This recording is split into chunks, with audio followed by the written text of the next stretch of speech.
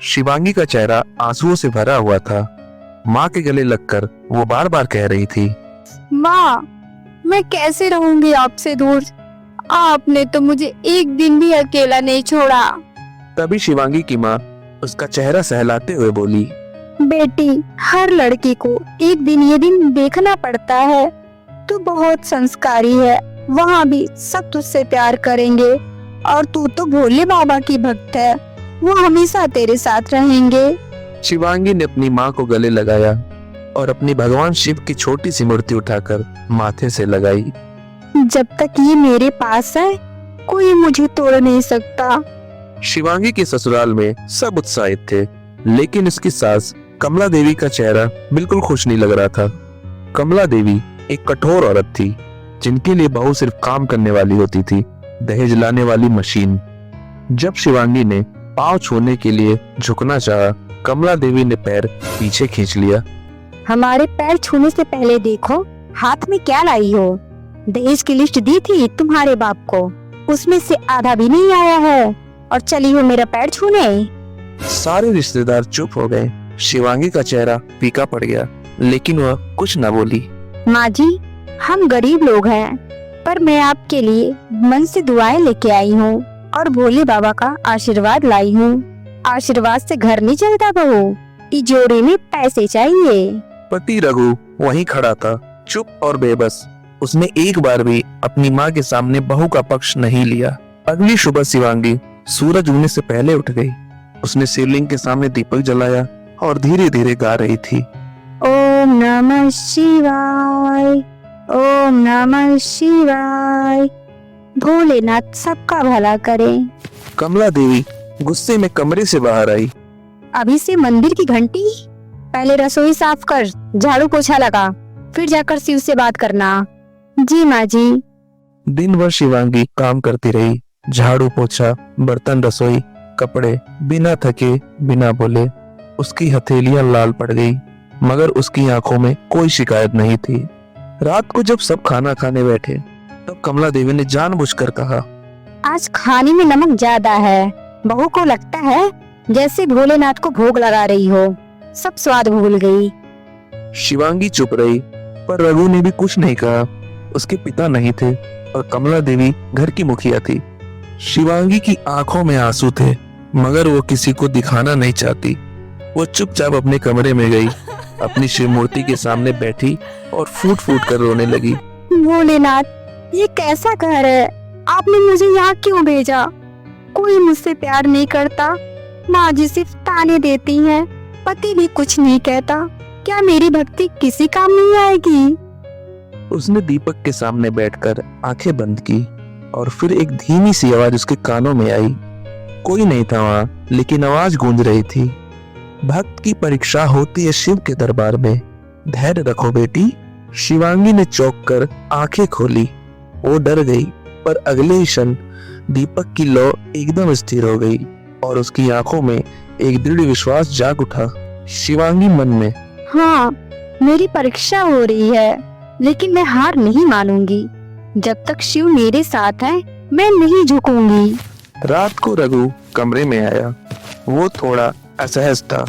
माँ को बुरा मत मानना, वो थोड़ी कठोर है, लेकिन दिल की बुरी नहीं है, समय लगेगा।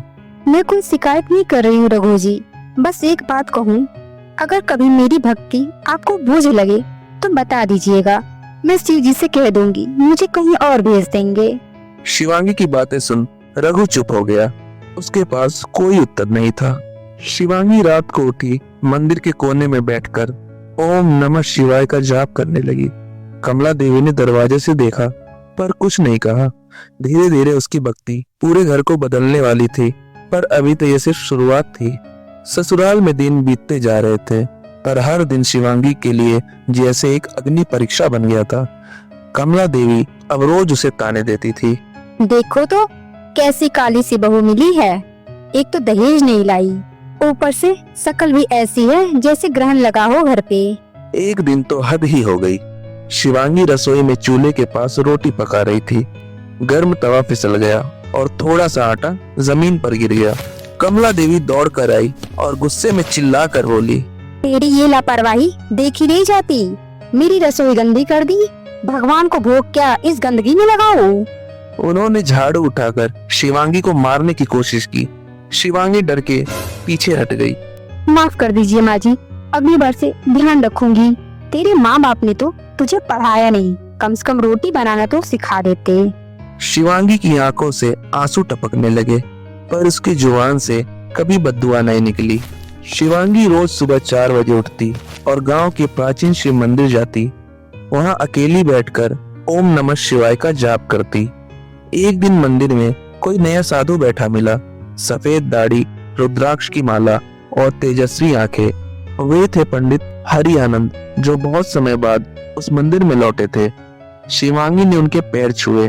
बेटी, इतनी सुबह और ये आंखें, तो दुखी है क्या? महाराज, मैं सिर्फ अपनी आस्था लेकर इस घर में आई थी, पर वहाँ मुझे कोई अपना नहीं मानता। बेटी, शिव की भक्त को दुनिया की पहचान नहीं चाहिए, उसे शिव पहचानते हैं। धैर्य रख, तू जिस मार्ग पर चल रही है वहां से चमत्कार भी जन्म लेता है। उन्होंने अपनी झोली से एक रुद्राक्ष की माला निकालकर उसे दे दिया। इसे पहन ले, संकट आएंगे लेकिन तू कभी हार नहीं मानेगी। शाम को रघु घर लौटा तो शिवांगी ने उसे पानी दिया, लेकिन वो चुपचाप बैठा रहा। आप बहुत थके लग रहे हैं, आपके लिए चाय बना दूं? माँ ठीक कहती है, शादी से मेरा जीवन और बोझिल हो गया है। हर दिन झगड़ा, हर दिन ताना, कोई सुख नहीं बचा है। मैं कोई सुख देने के लिए नहीं आई थी, बस थोड़ी शांति लेकर आई थी, जो शायद आप लोगों को पसंद नहीं आई। रघु चुप हो गया, उसके पास कहने को कोई शब्द नहीं थे। एक रात घर में अफरा तफरी मच गई। कमला देवी के कमरे से उनके जेवर और कुछ रुपए गायब हो गए। दरवाजे की कुंडी टूटी हुई थी। कमला देवी चिल्लाने लगी, मेरे गहने, मेरी माँ की निशानी, ये तो बहू का ही काम होगा। गांव वाले इकट्ठा हो गए, कुछ पड़ोसी और रिश्तेदार भी आ गए। जिस दिन से ये आई है उसी दिन से अशुभ शुरू हो गया। एक गरीब बाप की बेटी है, जरूर यही चोरी कर सकती है। माँ जी, मैंने कुछ नहीं लिया, मेरी कसम। कसम? तेरी कसम की क्या कीमत? अगर तूने नहीं लिया तो अपने सिर से पूछ, कहाँ गए मेरे गहने? पड़ोसियों में कानाफूसी शुरू हो गई। रघु भी खड़ा था। उसने कहा, अगर माँ को शक है तो कुछ तो वजह होगी, इसको कुछ दिन के लिए मायके भेज देते हैं। यह सुनते ही शिवांगी का दिल टूट गया। उसी रात कमला देवी ने उसका सामान एक छोटे थैले में डालकर दरवाजे पर फेंक दिया। जा, तेरे जैसे चोर लोगों के लिए मेरे घर में कोई जगह नहीं है। बारिश हो रही थी। शिवांगी भीगती हुई मंदिर की ओर भागी। वह सीढ़ियों पर गिर गई। उसके घुटने से खून बह रहा था, लेकिन फिर भी वो मंदिर के द्वार पर जाकर गिर पड़ी। हे महादेव, आपने मुझे यहाँ तक बुलाया है, आप खुद ही संभालिए। इतना बोलकर वो वहीं बेहोश हो गई। गहरे अंधकार के बीच एक दिव्य साधु वहां आए। उनके पास भभूत, त्रिशूल और कमंडल था। उन्होंने शिवांगी को उठाया, उसके घावों पर भभूत लगाई और कहा, बेटी, तू अब भी रो रही है? जो रोता है वो सब पा लेता है, पर जो सहता है वो मेरा हो जाता है। आप कौन है बाबा? बेटा, तू मेरी है और मैं तेरा। इतना समझ ले, कल तुझे जो मिला वो तेरा नहीं था, पर जो अब मिलेगा वो तेरा ही होगा। शिवांगी ने प्रणाम किया और बाबा ने उसे एक भभूत दी। कल तेरे साथ जो होगा वो सबके लिए चमत्कार होगा। तू सिर्फ मौन रहना, बाकी सब मेरा काम है। वो अचानक हवा में विलीन हो गए। शिवांगी सिहर उठी। सुबह जब गांव वालों को मंदिर की सीढ़ियों पर शिवांगी बेहोश मिली तो उन्होंने तुरंत उसकी मदद की। कमला देवी को जब पता चला तो उन्होंने चिल्लाते हुए कहा, अब ये मंदिर में पड़ी है, जरूर संपत्ति पाना चाहती है, नौटंकी कहीं की। लेकिन तभी गांव के पंडित ने सबको चौंका दिया। कल रात एक साधु ने दर्शन दिए थे और कहा कि शिव की एक भक्त पर संकट आया है, वो चमत्कार करेगी। सभी की आंखें शिवांगी की ओर मुड़ गई। कुछ ही दिन बीते थे कि कमला देवी की तबीयत अचानक बिगड़ने लगी। पहले हल्की खांसी, फिर बुखार, फिर पूरे शरीर में दर्द। शुरुआत में उन्होंने सोचा कि ये कोई सामान्य बात है, लेकिन एक हफ्ते में वो बिस्तर से उठ भी नहीं पा रही थी। रघु डॉक्टर को बुलाकर लाया। शरीर में बहुत कमजोरी है, लेकिन मुझे डर है कि फेफड़े में संक्रमण हो सकता है। रिपोर्ट आई और रिपोर्ट में कमला देवी के फेफड़ों में गंभीर इन्फेक्शन था। सांस की हालत गंभीर होती जा रही थी। इलाज के लिए जो दवाइयां दी गई उनसे कोई फर्क नहीं पड़ा। कमला देवी का चेहरा पीला पड़ चुका था। सांस लेने में कठिनाई हो रही थी। उनके गुस्से और ताने सब गायब हो गए थे। अब उनकी आंखों में सिर्फ डर था। बेटा रघु, मुझे बचा लो, मैं मरना नहीं चाहती। मेरी बहन भी इस बीमारी से चल बसी थी। रघु का मन भी विचलित हो गया था। डॉक्टर ने कहा, अब दवा नहीं, दुआ ही असर करेगी। इनकी हालत बहुत नाजुक हो चुकी है। गांव के लोग चर्चा करने लगे। जिस बहू को निकाला गया वो तो शिव भक्त थी और सास ने उसे ताने देकर बाहर फेंक दिया। क्या ये बीमारी उसी का फल है? पंडित हरि आनंद भी बोले, शिव की भक्त को तुच्छ समझना अपने भाग्य को जलाना है। उस बहू ने जो आंसू बहाए हैं अब वो चमत्कार बनेंगे। गांव के लोगों के सलाह पर रघु शिवांगी को लेने मंदिर गया, जहां वह दिन रात सेवा में लगी थी। शिवांगी, माँ की तबीयत बहुत खराब है, कोई दवा काम नहीं कर रही। अगर तुम लौट चलो तो शायद शिव जी माँ को माफ कर दे। शिवांगी ने उसकी तरफ देखा। उसके चेहरे पर कोई घृणा नहीं थी, न ही ताना, बस एक शांति। मैं माँ जी के लिए वापस नहीं जा रही हूँ। मैं सिर्फ अपनी सेवा के लिए लौट रही हूँ। सेवा में कोई शर्त नहीं होती। शिवांगी लौट आई। अब वही बहू जिसने ताने सहे अब बिस्तर पर पड़ी सास को पानी पिला रही थी और हर रात उनके सिरहाने बैठकर ओम नमः शिवाय का जाप कर रही थी। कमला देवी अब भी बोल नहीं पा रही थी, लेकिन उनकी आंखें हर क्षण बहू को देखती रहती। एक रात जब शिवांगी उनके पैरों की मालिश कर रही थी, कमला देवी की आंखों से आंसू निकल पड़े। माँ जी, शरीर की पीड़ा ठीक हो जाएगी, लेकिन मन की पीड़ा तब जाएगी जब दिल हल्का करेंगे। अगर कोई गलती हो गई हो तो मुझे माफ कर दीजिएगा। कमला देवी का गला रुंध गया। पहली बार उन्होंने बहू का हाथ पकड़ लिया। उसी रात एक चमत्कार हुआ। कमला देवी को तेज बुखार था, सांसें लड़खड़ा रही थी। शिवांगी ने शिवलिंग से लाकर बभूत उनके माथे पर लगाया और मंत्रों का जाप शुरू किया। ओम त्र्यंबकम यजामहे सुगंधिं पुष्टिवर्धनम। रात को तीसरे पहर बुखार अचानक उतर गया। कमला देवी ने करवट ली और बैठ गई। रघु दौड़कर आया। माँ, आप बैठ रही हो? सांसें तो ठीक है ना? शिव ने मुझे जीवन दान दिया है और ये बहू, ये तो साक्षात देवी है। सुबह शिवांगी तुलसी को पानी दे रही थी, तभी कमला देवी बाहर आकर उसके पैरों में गिर गई। बहू, मैंने तुझ पर अनगिनत अत्याचार किए, तुझे भूखा रखा, ताने मारे, घर से निकाला, पर तूने मुझे माफ कर दिया, मेरी सेवा की। माँ जी, शिव भक्त कभी घृणा नहीं करते। सेवा से बड़ा कोई बदला नहीं होता। कमला देवी ने उसका हाथ पकड़ा और सबके सामने कहा, आज से तू मेरी बहू नहीं, बेटी है। कमला देवी के ठीक होने के बाद गांव वालों ने मंदिर में भंडारा रखा। हीरानंद जी ने कहा, इस घर की बहू सिर्फ घर की नहीं, अब पूरे गांव की पूज्य है। इस मंदिर की पुजारी वही होगी। गांव की औरतों ने उसे चुनरी उड़ाई। कमला देवी ने उसके सिर पर हाथ रखकर आशीर्वाद दिया। अब मेरा घर शिव का घर है और मेरी बहू साक्षात शिव शक्ति है। कमला देवी अब पूरी तरह ठीक थी। अब हर सुबह उनका चेहरा शांत और नम्रता से भरा होता। शिवांगी ने आज मंदिर में पूजा के बाद कमला देवी के सामने प्रसाद रखा। बहू नहीं, बेटी है। अब तुझे हर दिन आशीर्वाद दूंगी। तूने मेरी आंखें खोल दी। रघु ये सब देख रहा था। माँ की बदलती सोच, बहू की निस्वार्थ सेवा और पूरे घर का बदलता स्वरूप। रघु अपने कमरे में बैठा था। सामने वह कागज का टुकड़ा था जो उसकी माँ ने शादी से पहले लिखवाया था, दहेज की सूची। उसे याद आया कैसे माँ के कहने पर उसने चुपचाप शिवांगी की बेइज्जती में साथ दिया। अब जब माँ भी बदल चुकी थी, रघु खुद को दोषी महसूस करने लगा।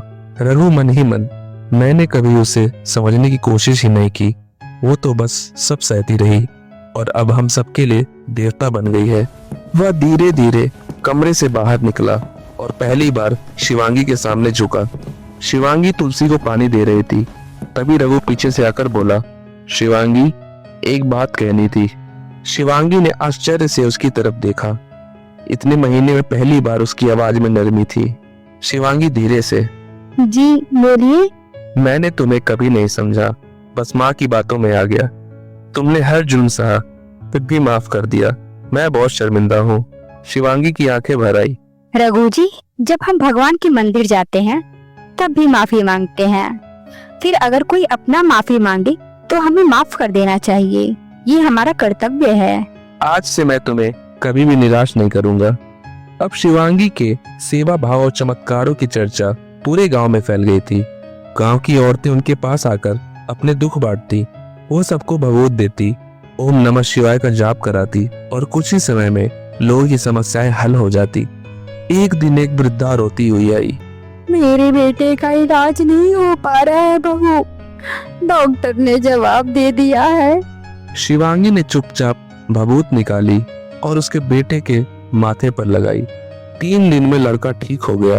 अब लोग शिवांगी को देवी बहू कहने लगे। पंडित हरि आनंद जी ने एक दिन कहा, शिव की ऐसी सच्ची शिव भक्त के रहते इस गांव में अब एक बड़ा शिव मंदिर बनाना चाहिए जो सबके लिए आश्रय बने। गांव वालों ने चंदा इकट्ठा किया। कमला देवी ने अपनी जमा पूंजी मंदिर को समर्पित करी। शिवांगी के कहने पर मंदिर का नाम रखा गया सत्य शिव मंदिर। पूरे गांव में मंदिर के उद्घाटन का उत्सव मनाया गया। उसी रात शिवांगी को स्वप्न में भोलेनाथ के दर्शन हुए। शिव जी त्रिशूल लिए शांत मुद्रा में उसके सामने खड़े थे। शिवांगी, तूने सेवा भक्ति और क्षमा के मार्ग पर चलकर संसार को दिखा दिया कि सच्चाई क्या होती है। आज से ये मंदिर सिर्फ पत्थर नहीं, तू ही इसकी आत्मा है। भगवान, मैंने तो कुछ नहीं किया, सब आप ही थे। शिव जी मुस्कुराते हुए, भक्त वही है जो मैं को मिटा दे। तू अब इस गांव की संरक्षिका होगी। जहां तेरी पूजा होगी वहां मैं निवास करूंगा। शिवांगी की आंखें खुली और उसका चेहरा तेज से दमक रहा था। अगले दिन मंदिर में पूजा के बाद रघु और कमला देवी ने मंच पर शिवांगी को शिव शक्ति सम्मान से नवाजा। जिस बहू को कभी मैंने घर से निकाला था, वो आज हमें भगवान से जोड़ रही है। अगर मैं कहूँ कि मेरे जीवन की सबसे बड़ी पूंजी मेरी बहू है, तो इसमें कोई आश्चर्य की बात नहीं है। गांव भर में ढोल नगाड़ों की गूंज थी और ओम नमः शिवाय के जय घोष। दोस्तों, यहाँ तक आपने देखा कि कैसे शिवांगी ने अपनी भक्ति से अपनी सास, अपने पति और पूरे गांव वालों को भक्ति की शक्ति समझाई। लेकिन आगे आने वाले पार्ट में हम देखेंगे कैसे एक नया संकट पूरे गांव को घेरता है। तो अगले पार्ट का इंतजार जरूर करिएगा।